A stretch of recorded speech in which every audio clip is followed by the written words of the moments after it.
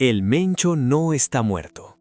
Es hora de descorrer el telón de esta farsa que el gobierno mexicano intenta ocultar desesperadamente. El 22 de febrero de 2026, el cielo de Tapalpa, Jalisco, se espesó con el olor a pólvora y humo. Los medios de comunicación a nivel global interrumpieron sus transmisiones al unísono para emitir una noticia histórica. Nemesio Oseguera Cervantes, el fantasma más despiadado del bajo mundo, con una recompensa de $15 millones sobre su cabeza, había sido oficialmente abatido por el ejército. Los políticos alzaron sus copas para celebrar. El sangriento expediente del imperio del CJNG parecía haberse cerrado con un final perfecto. La verdad es que sí se derramó sangre de las fuerzas de seguridad, y un operativo a gran escala realmente se llevó a cabo. Pero detrás de las puertas cerradas, esa celebración escondía un presentimiento escalofriante.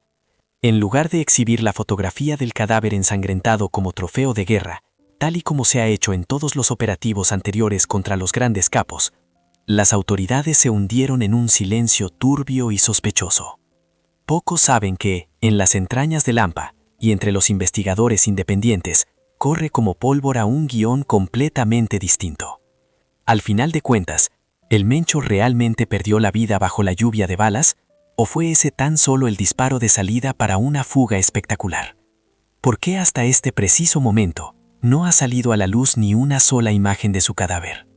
¿Qué hay de cierto en los fuertes rumores sobre una tumba clandestina en lo profundo de la sierra, que fue misteriosamente saqueada y dejada vacía justo antes de que comenzara el tiroteo? Y lo más brutal, ¿qué macabra teoría de conspiración está moviendo los hilos detrás de todo este teatro?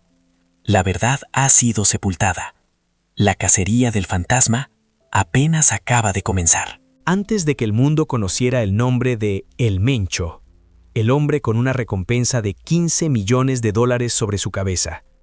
Antes de que el cártel Jalisco Nueva Generación, CJNG, convirtiera a México en un matadero gigante, Nemesio Oseguera Cervantes era solo una sombra desdibujada entre los cerros bañados por el sol en Aguililla, Michoacán, tierra caliente.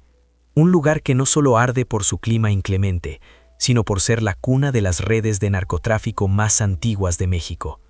Nacido en una familia de campesinos en la pobreza extrema junto a sus 6 hermanos, la infancia de Nemesio no tuvo escuelas, no tuvo futuro, solo inmensas huertas de aguacate y un hambre que se aferraba a cada comida.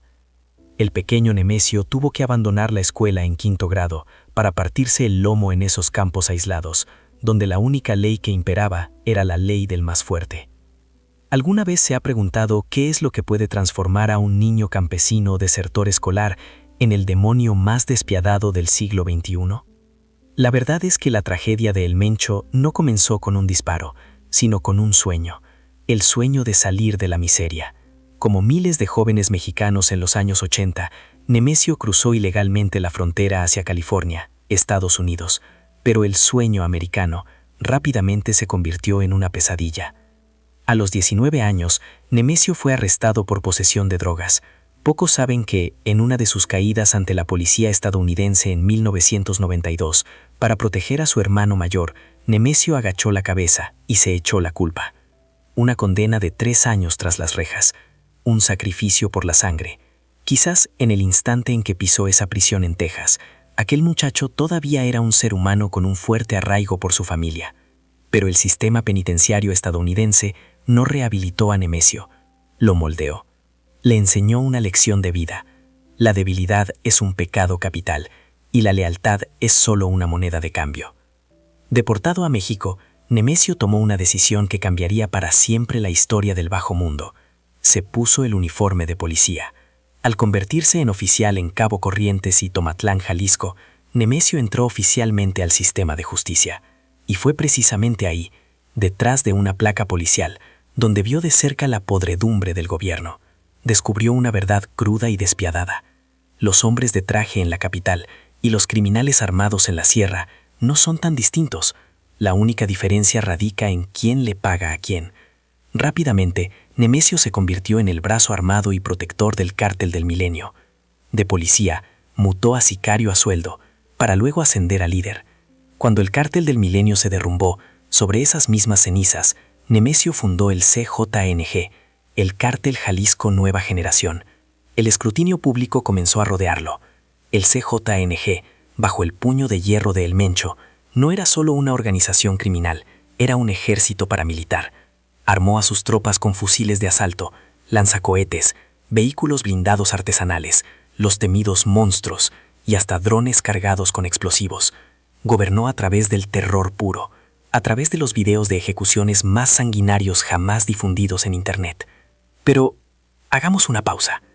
Detrás de ese halo de rey sin corona, detrás de una fortuna valuada en decenas de miles de millones de dólares, ¿qué hay realmente? Es aquí donde la verdadera tragedia íntima del capo sale a la luz. A diferencia de capos legendarios como Pablo Escobar, a quien le gustaba alardear y despilfarrar dinero, o el Chapo Guzmán, con sus fiestas desenfrenadas y su desfile de amantes, el Mencho vivía como un animal acorralado. Padecía de una paranoia y desconfianza extrema. Lo llamaban el Señor de los Gallos, pues su única pasión eran las peleas de gallos. Confiaba más en esos animales que se destrozaban a picotazos hasta la muerte en los palenques que en su propia especie. Nunca usaba teléfono celular. No dormía en camas lujosas. Frecuentemente tenía que tirar un colchón delgado sobre la tierra sucia en campamentos improvisados en lo más recóndito de la sierra, moviéndose de un lado a otro cada noche para evadir los operativos de la Guardia Nacional. Y lo más cruel de todo, una verdad confirmada por los reportes de inteligencia de la DEA, el Mencho padecía insuficiencia renal terminal. El hombre que controlaba miles de millones de dólares no podía pisar un hospital de verdad. El verdugo que sembró la muerte para decenas de miles de personas ahora estaba siendo devorado por la muerte desde sus entrañas, día a día, hora a hora. Tuvo que construir su propio hospital clandestino en medio de la nada, en el Alcíhuatl, solo para mantener su miserable existencia conectado a diálisis. Un hombre que se pasó la vida decidiendo quién vivía y quién moría, terminó convirtiéndose en prisionero de su propio cuerpo en decadencia, confinado entre las sombras de los bosques. Tenía el dinero suficiente para comprar un país entero, pero no podía comprar un riñón por la vía legal. Esa ironía brutal nos obliga a hacernos una pregunta sumamente lógica. Un hombre tan paranoico que no usaba celular, un viejo lobo que fue policía y conocía a la perfección las entrañas del sistema político, y un enfermo terminal que contaba los días para morir, sería emboscado y abatido por el ejército de una manera tan limpia y sencilla en aquel operativo del 22 de febrero de 2026. ¿O fue esta más bien la vía de escape perfecta, calculada milimétricamente por una mente maestra, para pasar en paz sus últimos días? El diablo no nace de la nada, y el diablo tampoco muere tan fácilmente como nos quiere vender un noticiero de 2 minutos. Volvamos a la fatídica tarde del 22 de febrero de 2026. Una tarde que debió haber transcurrido en la habitual tranquilidad de Tapalpa, un pueblo mágico enclavado en la sierra, envuelto en neblina y viejos bosques de pino en el estado de Jalisco. Pero esa quietud fue desgarrada, no por una tormenta, sino por el rugido ensordecedor de las hélices de los helicópteros Black Hawk. Desde las alturas, las fuerzas especiales del ejército mexicano descendieron como fantasmas. Las bengalas rasgaron el cielo plomizo. El humo negro comenzó a alzarse desde una casa de seguridad escondida en lo profundo del valle. El tableteo de los rifles de asalto resonó, haciendo pedazos el espejismo de paz del pueblo. Apenas unas horas después del feroz operativo, desde la Ciudad de México, el gobierno anunció con orgullo ante el mundo entero una noticia histórica. La operación Arrancar de Raíz había sido un éxito. Nemesio Oseguera Cervantes, el monstruo invisible del bajo mundo, el sembrador de terror del CJNG, había sido acorralado. Fue herido, capturado en estado crítico y finalmente falleció durante su traslado al hospital. La versión oficial filtrada por la Secretaría de la Defensa a la prensa sonaba tan perfecta que parecía un guión escrito al vapor para una película de acción de Hollywood de serie B. Según esta versión, las fuerzas de inteligencia afirmaban haber dado con las coordenadas secretas del diablo gracias al pitazo de una amante, la clásica traición por dinero o por despecho, un final que parecía poético, una justicia kármica para quien había derramado tanta sangre y lágrimas con sus propias manos. Pero hagamos una pausa. Arranquemos ese deslumbrante telón de propaganda, pasemos por alto los aplausos de los políticos y miremos de frente las crudas verdades que están intentando sepultar. ¿Alguna vez se ha preguntado cómo es que un capo que se mantuvo invisible por más de una década fue atrapado de una manera tan fácil y forzada? Estamos hablando de El Mencho. No es un pandillero de poca monta sediento de fama.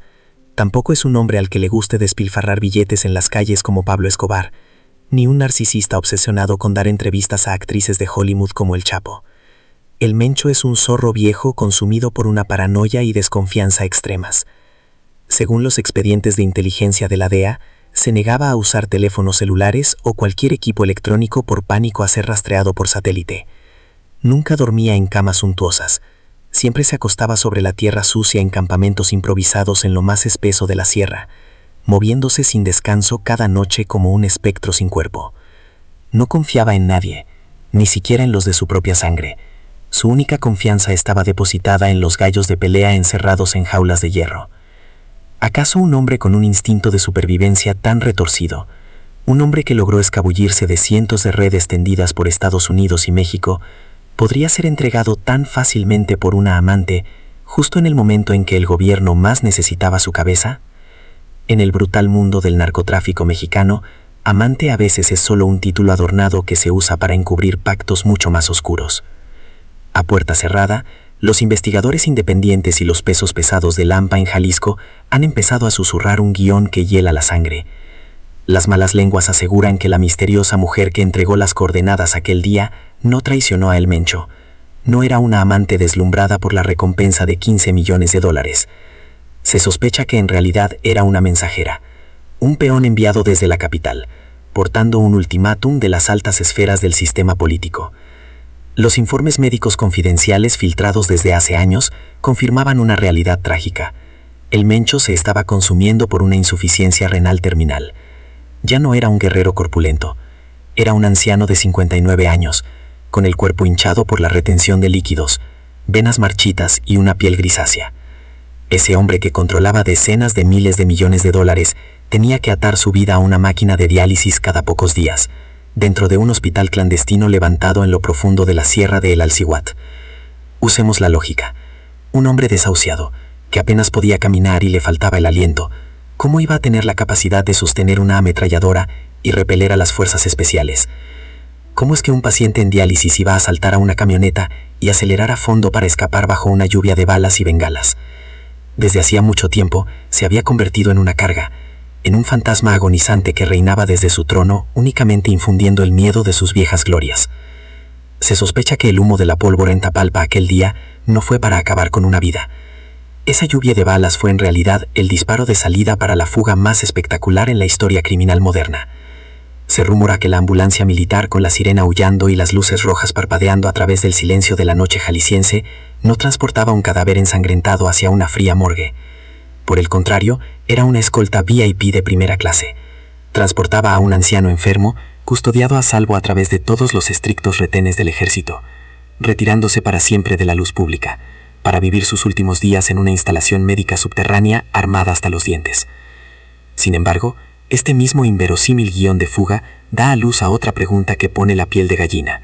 Un segundo secreto con el poder destructivo suficiente para demoler toda la fe del público en el sistema de justicia. Una pregunta que ha estado flotando sobre las cabezas del gobierno mexicano desde aquel 22 de febrero de 2026 hasta hoy. Si Nemesio Oseguera Cervantes se marchó pacíficamente en esa ambulancia VIP, entonces, ¿de quién es el cadáver ensangrentado que el ejército afirma tener guardado en la morgue? ¿Por qué hasta este preciso momento el mundo no ha podido ver ni un solo ángulo del rostro del enemigo público número 1? Si usted repasa la historia ensangrentada del bajo mundo, se dará cuenta de que existe una regla no escrita, un ritual despiadado del poder. Cuando cae un monstruo, el gobierno siempre tiene que exhibir el cadáver. Esa es la única forma de quebrar la fe de quienes lo idolatran.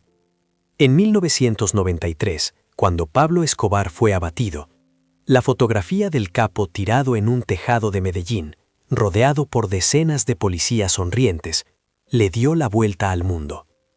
En 2009, cuando el narcotraficante Arturo Beltrán Leiva fue acribillado, Los marinos mexicanos incluso cubrieron su cuerpo destrozado con billetes de dólares como una demostración de poder. El cadáver, en la guerra contra el narco, no es solo una prueba legal. Es el trofeo máximo. Es la declaración más contundente del Estado. Nosotros somos los que mandamos. Sin embargo, el 22 de febrero de 2026, con el trofeo más grande de la historia moderna, llamado Nemesio Oseguera Cervantes, lo único que el mundo recibió fue un silencio aterrador. Un operativo militar masivo que costó millones de dólares y movilizó tanto a la Fuerza Aérea como a las Fuerzas Especiales, pero que concluyó sin que se publicara una sola fotografía de la escena, ni una imagen borrosa filtrada desde la morgue, ni un solo ángulo del rostro del enemigo número 1 quedó expuesto para que la población creyera que la pesadilla había terminado de verdad. La Secretaría de la Defensa Nacional justificó esta omisión utilizando frases como protección a los derechos humanos y protocolos de seguridad interna. ¿Nota usted la amarga ironía en esto? Un gobierno que nunca ha dudado en difundir imágenes dantescas de criminales de poca monta, ahora de repente habla de derechos humanos para el hombre que destrozó a miles de familias mexicanas. Detrás de las puertas cerradas de los institutos forenses, la sospecha sigue inflándose. El gobierno se niega rotundamente a hacer público el informe de la autopsia. A pesar de la presión de la prensa internacional y de la oferta de la DEA para enviar peritos independientes, México ha cerrado todas las puertas de golpe. Solo entregaron un frío certificado de defunción, acompañado de una promesa. Los resultados de ADN coinciden. Un simple créanos, pronunciado por un sistema que ya se cae a pedazos por la corrupción. Las dudas del público estallaron oficialmente y se convirtieron en indignación el día del funeral. En la narcocultura, los funerales de los capos siempre son eventos colosales. El ataúd suele dejarse abierto para que miles de sicarios pasen a despedirse bajando la cabeza. Las bandas tocan narcocorridos épicos día y noche. Pero el funeral de El Mencho se llevó a cabo en una atmósfera asfixiante y completamente alejada de la tradición. Fue una ceremonia relámpago, bajo una pesada vigilancia militar. Y el detalle más revelador, el que encendió la mecha de la teoría de la conspiración. El ataúd bañado en oro estuvo sellado de principio a fin. A nadie, ni siquiera a los hombres de mayor confianza del cártel, se le permitió mirar hacia adentro. No estaban enterrando a un capo, estaban enterrando una caja de metal. Las malas lenguas aseguran que, debajo de esa capa de oro, no estaba Nemesio Oseguera Cervantes. Había un vacío, o peor aún, un reemplazo macabro. Apenas unos días después del operativo en Tapalpa, una verdadera bomba estalló en el ciberespacio. De madrugada, un video borroso, grabado con un teléfono celular y de menos de 2 minutos de duración, apareció de la nada en grupos clandestinos de Telegram y se viralizó a la velocidad de la luz, antes de que los algoritmos lo eliminaran por completo. En el video se veía a una joven mexicana, con los ojos hinchados, llorando desconsoladamente en la oscuridad. Sus palabras salían entrecortadas, ahogadas por un pánico absoluto. Se llevaron a mi apá. Mi apá nomás era un campesino.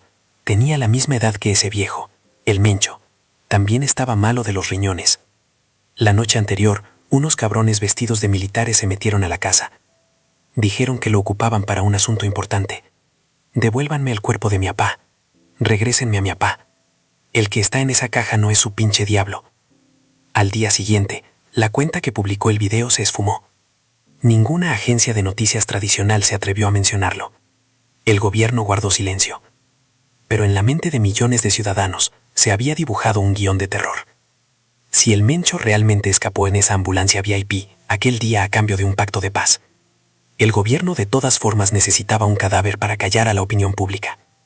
Necesitaban un doble. Un hombre inocente, de la misma edad, de la misma complexión. Y lo más importante, que llevara dentro de sí un riñón necrosado, para que coincidiera con el expediente médico del capo. Un chivo expiatorio que fue secuestrado en la noche, ejecutado en las sombras y metido en una bolsa para cadáveres, para que el gobierno pudiera declarar su victoria con la frente en alto.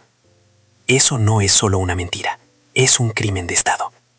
La verdad quedó sepultada bajo 2 metros de tierra fría. Nadie sabe dónde está ahora la joven de aquel video, si sigue viva o si ya está muerta. Solo se sabe que, si esta teoría es cierta, el precio de la farsa política del 22 de febrero no es solo una burla a la justicia, es un precio que se pagó con la sangre de los más pobres y olvidados. Otra razón que nos da todo el derecho a dudar sobre la muerte de El Mencho radica en la propia reacción del imperio que tanto le costó construir. En el brutal bajomundo, la muerte de un gran capo nunca viene acompañada de silencio o lágrimas de debilidad. Tiene que ser respondida con sangre, con fuego y con la destrucción más aterradora para demostrar que el hilo del poder no se ha roto. Basta con mirar la historia reciente de México. Cuando Ovidio Guzmán, el hijo de El Chapo, fue capturado por el ejército, el cártel de Sinaloa convirtió inmediatamente a Culiacán en una zona de guerra. Tomaron rehenes, dispararon armas de alto calibre contra aviones comerciales en pleno despegue y obligaron al gobierno mexicano a arrodillarse y liberar al muchacho. Por lo tanto, siguiendo una lógica básica, si el demonio más sanguinario del mundo, el Mencho, realmente hubiera sido abatido por el ejército en Tapalpa, todo el territorio mexicano debió haberse hundido en un mar de sangre. El Cártel Jalisco Nueva Generación, CJNG, con su gigantesco arsenal, debió haber salido a cazar altos funcionarios, bombardear edificios gubernamentales y arrastrar al país a una guerra civil a gran escala. Y a simple vista, parece que hicieron exactamente eso. En los días posteriores al 22 de febrero de 2026, el CJNG parecía haber enloquecido de verdad. Miles de sicarios tomaron las calles, bloqueando 12 estados. Cientos de vehículos, desde tráileres hasta autobuses, terminaron calcinados y atravesados en las carreteras, formando narcobloqueos colosales. 25 elementos de la Guardia Nacional cayeron en fieros enfrentamientos en Jalisco y Michoacán. La prensa mundial lanzó titulares espeluznantes sobre la furia del diablo. Pero, si usted es un investigador independiente, si se toma la molestia de dar un paso atrás para mirar el panorama completo de ese infierno, descubrirá un vacío que hiela la sangre. Los analistas de seguridad más astutos han señalado un punto ciego aterrador. Durante toda esa racha de narcobloqueos y violencia brutal que sacudió a 12 estados, absolutamente ningún civil perdió la vida. Y, curiosamente, ni un solo turista internacional, ingeniero extranjero o parque industrial clave fue tocado. ¿No le parece una incongruencia que pone los pelos de punta? Un cártel terrorista, infame por su brutalidad, que nunca dudó en lanzar granadas contra multitudes, que solía colgar a docenas de víctimas en puentes peatonales para sembrar el terror, ahora de repente se vuelve humanitario y muestra una disciplina militar tan pulcra como para esquivar todos los objetivos económicos sensibles? A puerta cerrada, los observadores del crimen organizado empezaron a atar cabos. Las malas lenguas aseguran que esto no fue en absoluto el caos de una venganza ciega.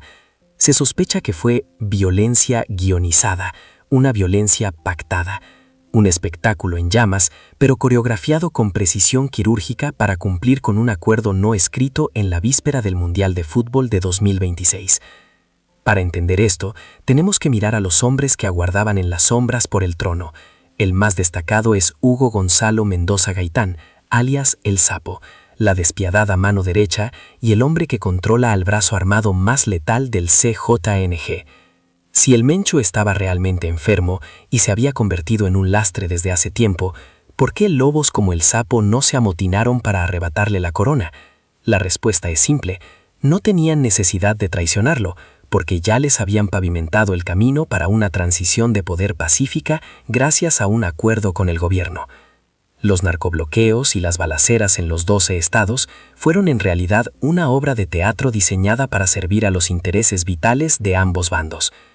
Por el lado del CJNG, la nueva generación de líderes como El Sapo necesitaba una demostración colosal de poder de fuego para intimidar a los cárteles rivales como Sinaloa o los Mezcales que acechaban para devorarse su plaza. Tenían que dejar claro que, aunque el Mencho ya no estuviera o se hubiera retirado a las sombras para tratarse su enfermedad, el CJNG seguía mandando. pero debían acatar al pie de la letra la regla de oro impuesta por el gobierno. Pueden agarrarse a balazos con el ejército, pero tienen estrictamente prohibido tocar las venas económicas del país o meterse con los turistas del mundial. Por el lado del gobierno, necesitaban los vehículos calcinados y los enfrentamientos escandalosos en los noticieros para demostrarle a la inteligencia estadounidense y al mundo entero: ya ven, de verdad matamos a El Mencho. Su muerte es real y aquí estamos pagando los platos rotos. La verdad quedó sepultada bajo las cenizas de esos autobuses quemados. Esa brutal represalia no fue un llanto de luto por un líder caído. Fueron los fuegos artificiales celebrando una nueva era, donde el narco y el gobierno siguen dándose la mano para repartirse el gigantesco pastel del poder. Pero la mayor tragedia de todas no radica en los capos multimillonarios ni en los políticos corruptos. La verdadera tragedia son los 25 elementos de la Guardia Nacional que se quedaron tendidos para siempre en esos oscuros días de febrero. Se pusieron el uniforme y tomaron sus armas creyendo que iban a luchar para defender a su patria del mal. Pocos saben que su sangre, según las sospechas, fue solo la utilería sangrienta que tenía que derramarse para que el teatro pareciera real. Las vidas de esos padres y de esos hijos fueron utilizadas como el costo a pagar para mantener contentos a Washington y a la FIFA. En este despiadado juego de tronos, esos soldados de a pie serán siempre simples peones desechables en un tablero de ajedrez donde los poderes ocultos ya decidieron el final de la partida. Todo crimen perfecto, por más meticulosamente que se encubra, necesita un motivo perfecto para desencadenarse. Si Nemesio Oseguera Cervantes realmente no está dentro de ese ataúd sellado, si toda demovilización que hizo temblar la tierra en Tapalpa fue solo un teatro sangriento montado para encubrir una fuga, surge una pregunta colosal. ¿Por qué el gobierno mexicano, con decenas de miles de soldados y el orgullo nacional en juego, se arriesgaría a montar una farsa para engañar al mundo entero? ¿Por qué habrían de doblegarse ante un hombre agonizante? La respuesta, por más cruel que suene, no se encuentra en la palabra justicia. La respuesta yace en cifras financieras astronómicas y en la pura supervivencia política de un régimen al borde del abismo. Para descifrar el verdadero motivo detrás de este engaño histórico, tenemos que desempolvar el expediente de un evento sangriento ocurrido justo antes, una chispa que terminó por calcinar la última gota de paciencia de la comunidad internacional y acorraló al gobierno mexicano contra la pared. Apenas un mes antes de que estallara el teatro en Tapalpa, en enero de 2026, una tragedia espeluznante le asestó un golpe letal al corazón económico de México. En el estado de Sinaloa, 10 ingenieros canadienses de alto nivel de la minera Vizsla Silver fueron levantados, secuestrados, a plena luz del día por un comando armado mientras inspeccionaban una nueva veta de plata. Días después, los cadáveres de 5 de ellos aparecieron tirados a un costado de la carretera, con brutales huellas de tortura, el inconfundible sello de ejecución de los cárteles. Los otros 5 desaparecieron sin dejar rastro. Este evento no fue un simple homicidio que conmocionó al país.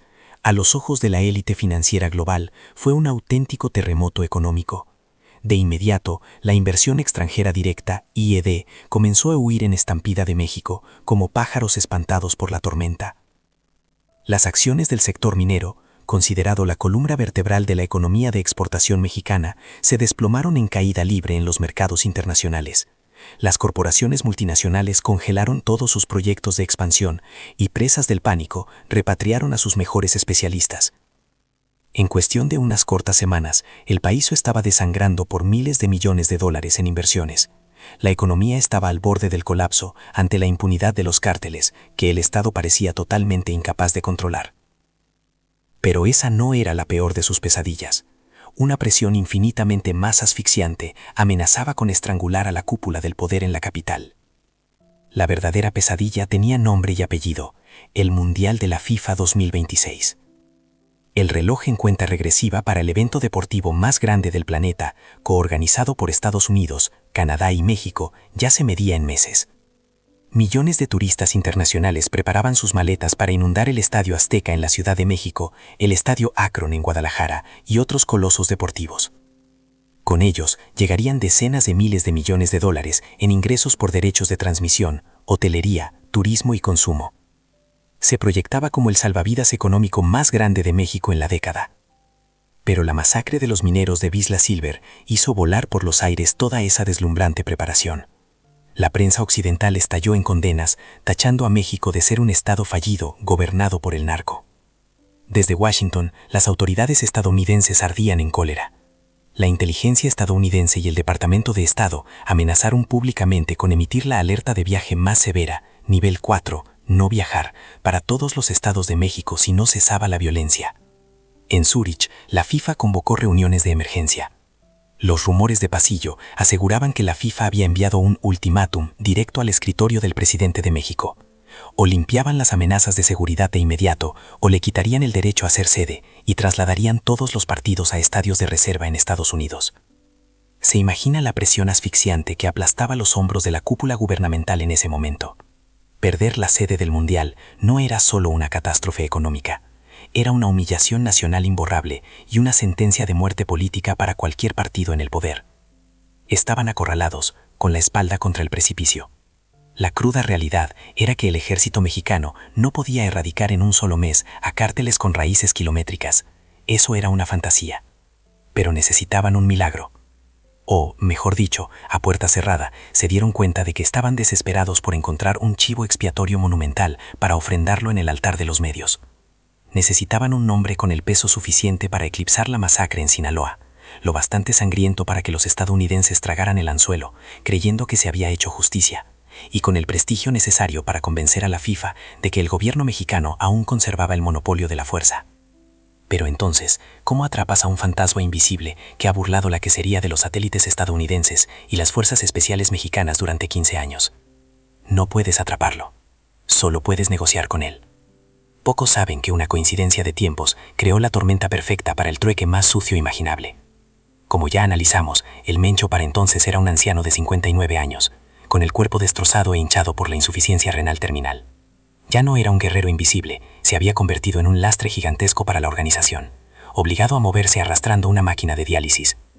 Al mismo tiempo, la nueva sangre del cártel Jalisco Nueva Generación, CJNG, liderada por el sangriento El Sapo, acechaba lista para tomar el trono.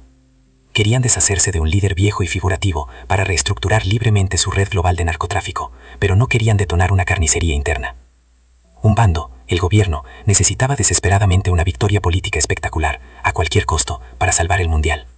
El otro bando, el CJNG, necesitaba una transición de poder pacífica sin que el ejército los arrancara de raíz. Y el hombre en el medio, el Mencho, contaba los días buscando un santuario subterráneo y tranquilo para exhalar sus últimos suspiros. Todos los intereses convergieron de golpe en un solo punto. Las malas lenguas aseguran que a través de los intermediarios más poderosos, se firmó en secreto un pacto diabólico bautizado como la Pax Mafiosa. Se sospecha que los términos fueron dolorosamente claros. El gobierno no mataría realmente al Mencho. A cambio, el Mencho estaba obligado a morir en los titulares de la prensa. Aquel fatídico 22 de febrero de 2026, se dice que el ejército mexicano no desplegó a sus fuerzas de élite para asesinar, sino para limpiar el terreno y escortar al diablo hacia un retiro seguro a bordo de una ambulancia VIP militar, ayudándolo a evaporarse para siempre del radar judicial del mundo. A cambio de esta liberación, el gobierno recibió un cadáver desfigurado como doble de riesgo en la morgue para cantar victoria, apaciguar la furia de Washington y retener intacto el derecho a organizar el Mundial. En cuanto al CJNG, la nueva generación de jefes recibió luz verde del Estado para continuar con su imperio subterráneo, pero bajo una condición inquebrantable. Prohibido tocar las minas de plata occidentales y terminantemente prohibido derramar una sola gota de sangre de turistas o extranjeros durante el torneo. Aquellos narcobloqueos de autobuses incendiados sin víctimas civiles fueron precisamente la señal de que el cártel había aceptado los términos. Un apretón de manos perfecta en la penumbra. La verdad quedó sepultada bajo los discursos triunfalistas sobre la victoria de la justicia. Desde este ángulo, el Mencho no está muerto. Simplemente acaba de cobrar el contrato de jubilación más caro y escandaloso en la historia de la humanidad. En realidad, cuando se emitió la noticia de la caída de El Mencho, el gobierno de Claudia Sheinbaum fue el que se llevó todo el botín. Al asumir el cargo a finales de 2024, Sheinbaum cargaba sobre sus hombros una presión descomunal, sin precedentes en la historia de México. Como la primera mujer presidenta, heredó un aparato de seguridad en ruinas de su predecesor, marcado por la polémica política de abrazos, no balazos. El país estaba sumergido en un baño de sangre, los cárteles operaban a sus anchas, Y como ya analizamos, la crisis de la mina de plata en Sinaloa y el ultimátum de la FIFA habían empujado a su administración al borde del abismo. Sheinbaum necesitaba un milagro para demostrar mano dura. Necesitaba una victoria contundente para dejar claro que, bajo su mandato, el Estado era el único dueño del poder absoluto. El primer y más grande beneficio, una legitimidad absoluta. Haber derribado al monstruo invisible ante el cual tanto Estados Unidos como los presidentes anteriores se habían mostrado impotentes, la convirtió en una verdadera dama de hierro ante los ojos del mundo. Segundo, la salvación de la economía. Inmediatamente después de la noticia bomba, la bolsa de valores rebotó. Los inversionistas mineros canadienses respiraron aliviados y cancelaron su fuga de capitales. Y tercero, el más crucial, el seguro de vida para el Mundial 2026. Washington guardó en el cajón sus amenazas de cerrar la frontera y la FIFA envió sus felicitaciones al gobierno mexicano. El teatro montado en Tapalpa resolvió a la perfección todas las crisis en una sola noche. Una jugada maestra política tan perfecta que resulta inconcebible. Pero eso es solo la punta del iceberg. La verdad sepultada, tarde o temprano, termina germinando en la oscuridad. Una mentira, por más que esté bañada en oro y sangre, siempre tiene grietas fatales. El gobierno subestimó terriblemente al pueblo mexicano. Una sociedad que ha convivido con las mentiras de Estado durante décadas no se deja dar a tole con el dedo tan fácilmente. La euforia inicial rápidamente le cedió el paso a un escepticismo glacial. Semanas después del operativo del 22 de febrero, la opinión pública comenzó a escarbar en los detalles. Empezaron a cuestionar: ¿por qué ocultar las fotos del cadáver? ¿Por qué la autopsia fue clasificada como secreto de Estado? ¿Por qué el funeral de un capo de ese calibre terminó a toda prisa con un ataúd de caoba sellado herméticamente de principio a fin? Y lo más espeluznante, el video filtrado de la joven llorando a su padre, secuestrado para ser el doble, se convirtió en la chispa que incendió la confianza pública. En las redes sociales, los hashtags ¿Dónde está el Mencho? Y el cadáver falso escalaron a las principales tendencias, transformándose en un movimiento que desafiaba de frente la legitimidad del gobierno. El pueblo simplemente dejó de tragarse el cuento de la muerte del Mencho. Y es precisamente este despertar el que está arrojando al gobierno de Claudia Sheinbaum a una pesadilla mucho peor que cuando el capo seguía suelto. A puerta cerrada en Palacio Nacional, el pánico ha comenzado a propagarse. La administración se enfrenta ahora a repercusiones destructivas. Primero, una profunda crisis de credibilidad. La sospecha está corroyendo el apoyo al gobierno.